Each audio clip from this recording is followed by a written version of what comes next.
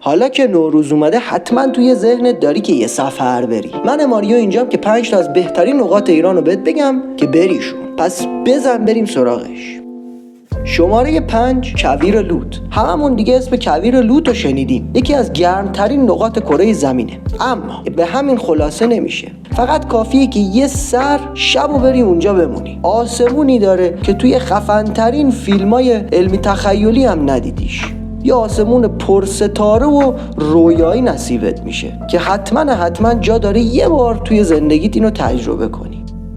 شماره 4 دره ستارگان توی قشم. دره ستارگان انقدر زیبا و قشنگه که بعضیا میگن هزاران سال پیش ستاره اونجا سقوط کرده و این اشکال اونجا به وجود آورده. ولی خب دلیل علمیش هم اینه که فرسایش باد اون همه چیز عجیب غریب رو درست کرده. ولی انقدر قشنگه که انگار نه انگار کار فرسایش باد بوده. سکوت اونجا و صداهای بادی که میشنوی یک حس عجیبی رو بهت میده که انگار توی یه سیاره دیگه داری زندگی میکنی. حتما یه سر به دره ستارگان بزن که بهش میگن جادوی کهکشان روی کره زمین.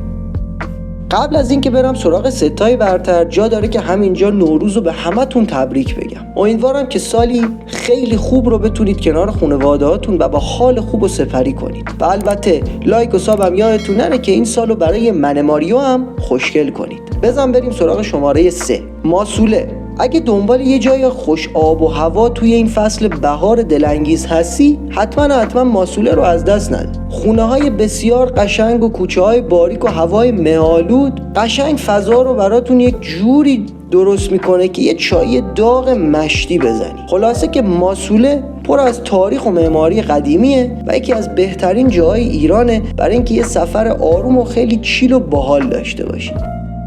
شماره 2 تالاب انزلی. اگه عاشق طبیعت و طبیعتگردی و اینجور چیزا هستین تالاب انزلی برات یه جاییه که مخصوص خودته. میری با یه قایق وسط تالاب دور و برت پر از پرنده‌های رنگارنگ و نیلوفرای آبی هستن که یه منظره رو برات میسازه که باب عکاسی و اینجور چیزا هست.